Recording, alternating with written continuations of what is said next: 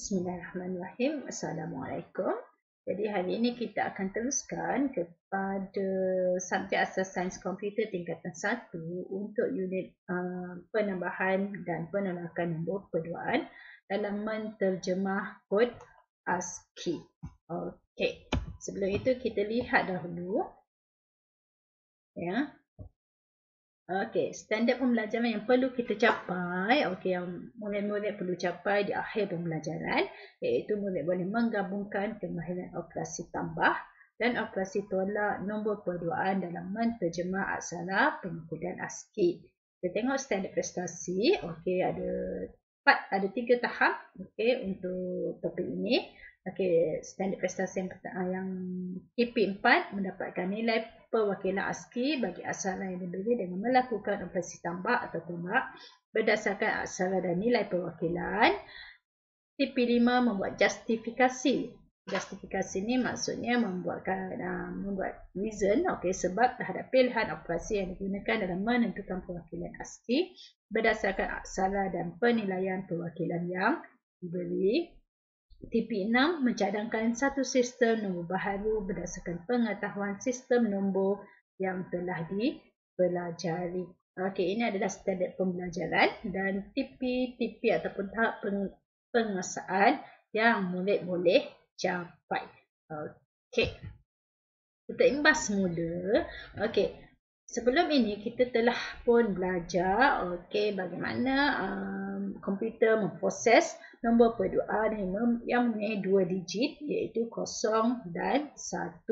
Jadi pernah tak okey awak semua bayangkan bagaimana awak ingin menulis esei atau email menggunakan sistem nombor perduaan? Cuba bayangkan. Okey, sekiranya kita ingin menulis esei dan email menggunakan nombor perduaan, adakah ianya mudah? Okey, dan bagaimanakah komputer boleh faham aksara-aksara seperti huruf, simbol khas dan digit yang ada pada papan kekunci? Okey, ini adalah contoh papan kekunci ataupun keyboard. Okey, start ini awak boleh lihat escape, tab, caps, shift, q, w, e, r, t, y, u, i, o, p ini semua. Okey, ini semua diwakili oleh kita kata digit, okey, diwakili oleh digit 0 dan juga 1. Tetapi ini setiap ini bukanlah hanya semata-mata digit 0 dan juga 1, tetapi ia diwakili oleh digit yang bermakna. Maksudnya setiap huruf di sini, setiap kita kata kekunci di sini mempunyai nilai-nilai digit 01 yang mempunyai makna-makna tertentu. Okey, kita pergi ke seterusnya. Okey, pada papan kekunci terdapat satu set kod piawai yang mewakili setiap aksara. ABC semua itu ada aksara dia. Okey, kod tersebut dikenali sebagai kod ASCII iaitu singkatan daripada American Standard Code for Information Interchange. Okey, kod ASCII mempunyai nombor perduaan untuk mewakili setiap aksara. Okey, kod ini mempunyai 128 aksara dan mencukupi untuk penggunaan bahasa Inggeris. Dan kod ASCII ini digunakan oleh kebanyakan sistem komputer pada hari ini. Okey, ini adalah menggunakan kod ASCII. Okey, kita tengok contoh kod ASCII. Okey, sebelum itu, okey, lihat di sini. Okey, ini adalah keyboard kita. Okey, keyboard ini adalah desktop kita. Ini adalah unit pemprosesan. Kita panggil sebagai unit pemprosesan. Okey, apabila aksara A ditekan, okey, pada papan kekunci, okey, jadi kod ASCII 01000001 akan dihantar kepada unit pemprosesan komputer. Yang ini akan dihantar. Jadi huruf A akan terpapar pada skrin komputer. Itu maksudnya bila kita tekan A, okey, dekat keyboard kita tekan A. Okey, jadi secara automatik ataupun dalam masa yang sama, okey, papan kod ASCII 01000001 akan dihantar terus kepada unit pemprosesan yang ini. Okey, dan kemudian dalam masa yang sama okey, A akan terpapar. Okey, kalau awak lihat, awak cuba tarik komputer ataupun handphone less than 1 second, ia terus terpapar A. Begitu juga dengan A kecil. A kecil pun ada kod dia. Okey, kalau awak lihat di sini, okey, perbezaan kod ialah pada sekejap ya.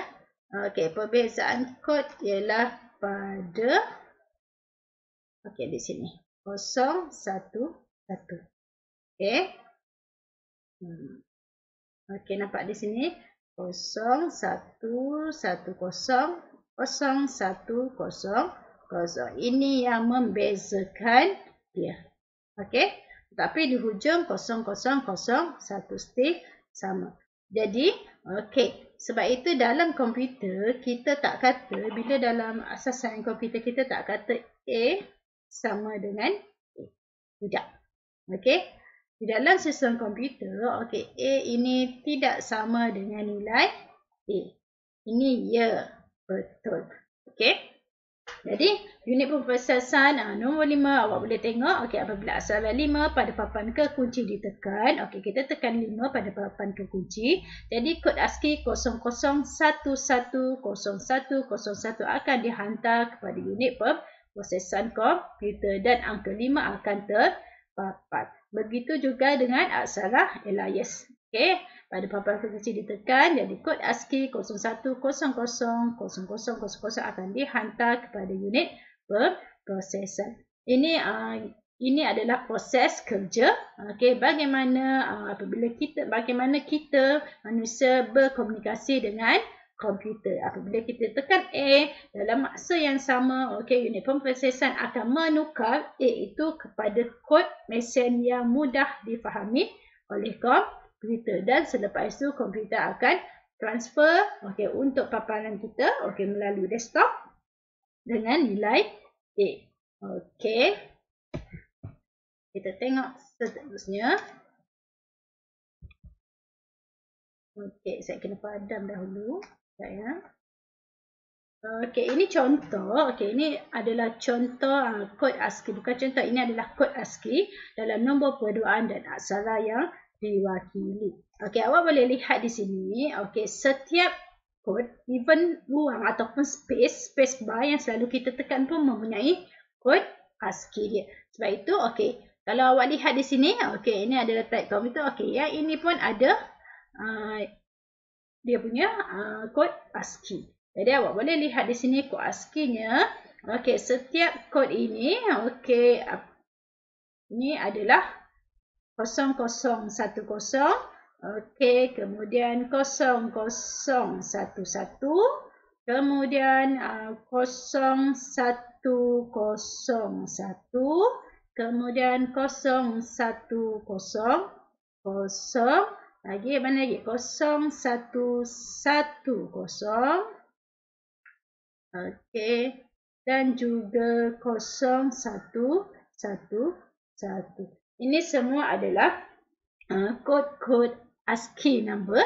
Okey, yang awal yang menentukan okey aksara ini adalah bahagian yang mana. Okey, kalau tengok 0011 ini mewakili nombor. Okey, 0101 dan juga 0100 ini mewakili huruf besar. Okey, 0110 dan juga 0111 ini mewakili huruf kecil. Okey, ini kalau awak lihat yang ini nampak seperti simbol kan? Okey, tetapi ini juga ialah kita kata A juga. Okey, huruf. Okey, ini pun sama. Sekiranya awak boleh lihat apabila kita menggunakan sorting formula. Okey, susunan nama mengikut alfabetik.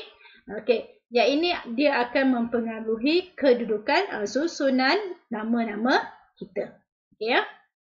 Okey, ini adalah contoh kod ASCII. Okey. So, kita tengok seterusnya proses penambahan. Okey, operasi tambah dan operasi tolak antara dua kod ASCII. Ini adalah contoh bagi operasi tambah. Okey, dalam operasi tambah kod ASCII, kita perlu mematuhi 5 tata cara yang kita telah belajar. Kan? Okey, untuk proses tambah, kita ada 5 tata cara. 0 tambah 1, 1 tambah 0, 1 tambah 1, 1 0 tambah 1 dan juga 1 tambah 1 tambah 1. Okey, jadi dalam kod ASCII, proses penambahan sama. Yang membezakan ialah kita tidak kacau nilai yang ini. Nilai yang ini kita tidak perlu lakukan operasi penambahan. Kita hanya lakukan operasi penambahan pada digit 4 yang terakhir ataupun digit 4 yang paling kanan. So kita tengok, okey, 0, 0, 1, 0, 0, 1, 0, 1. Kemudian kita akan lakukan penambahan. Okey, penambahan seperti biasa. Okey, 0 tambah 1, 1, 1 tambah 0, 1, 0 tambah 1, 1, 0 tambah 0, 0. Ini jawapan yang kita dapat. Okey, kemudian untuk jawapan yang kita dapat ni, okey, kemudian kita tambahkan sahaja kod yang ini. Okey, jadi kita tambah 1, 1, 0, 0. Maka hasilnya ialah 0, 0, 1, 1, 0, 1, 1, 1. Okey, yang ini hasil yang kita dapat. Daripada hasil yang ini kita dapat, baru kita akan rujuk kepada jadual aksara.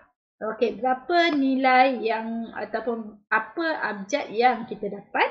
Okey, berdasarkan kepada proses penambahan ini. Jadi kalau kita tengok pada jadual ASCII number, okey, maka jawapannya ialah 7. Okey? Jelas ya? Okey.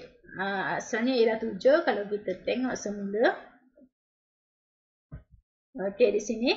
Okey, tak sampai ke bawah. Tapi kalau awak buat lakukan penambahan, okey, awak semak di sini. Yang pertama sekali awak cari kod yang depan.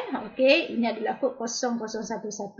Kemudian kita semak pula 4 nombor di belakang. Jadi kita dapatlah jumpa, okey, kod yang ini tadi diwakili oleh nombor berapa.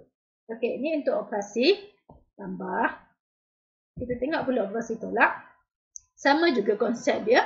Okey, operasi tolak kita imbas mula. Operasi tolak ada 4 tata cara. Okey.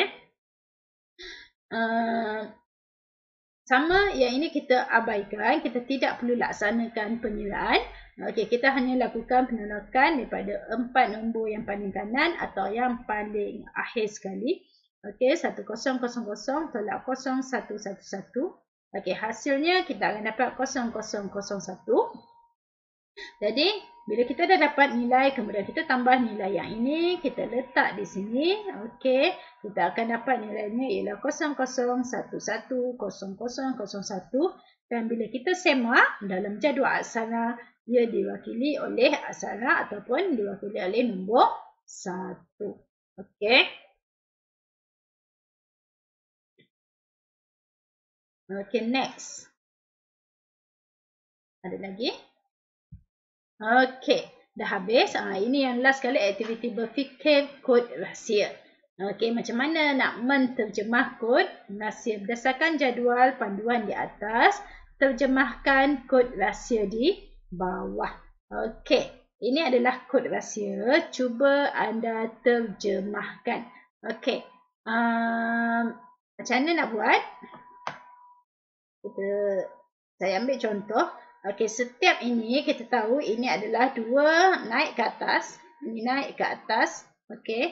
Ini adalah 2 kuasa 0, 2 kuasa 1, 2 kuasa 2, 2 kuasa 4, 2 kuasa 2 kuasa 3, 2 kuasa 4. So nilainya ialah 1, 2, 4, 8 dan 16. Okey. Untuk lajur yang ini, okey, lajur yang ini nilai dia 1. Lajur yang kedua, okey, nilainya 2. Okey, 4, 8 dan juga 16. Okey. Kemudian sini barisnya sulit. Okey, di sini, okey, macam mana kita nak tahu? Okey, macam mana kita nak tahu? Okey, kita perlu tambahkan. Okey. Yang hitam ni maksudnya, yang hitam ini maksudnya apa? Hitam maksudnya on. Nilainya ada. Okey, yang bulat nilainya off. Okey, kita ambil bahagian pertama. Okey, ini ada. Ada maksudnya nilai dia 1. Okey, kemudian hitam ni nilainya berapa? 2. Okey, lagi satu yang ini nilainya 8. Kemudian 8 tambah 10 tambah 8 tambah 10 tambah, okey, sama dengan 11. Jadi bila dekat 11 ni, okey, kita semat nombor 11 ni pada jadual 1. Ini adalah nombor 11. Jadi untuk lajur yang ini, okey, kita tahu ini adalah nilai K. Okey, kita tengok baris yang kedua. Okey, ada satu sahaja on. Okey, di sini sahaja on. So ini adalah nilai dia 1. Yang lain semua off. Okey, nilai 1 ini ialah A. So, okay, A. Okey, jadi cuba murid-murid selesaikan.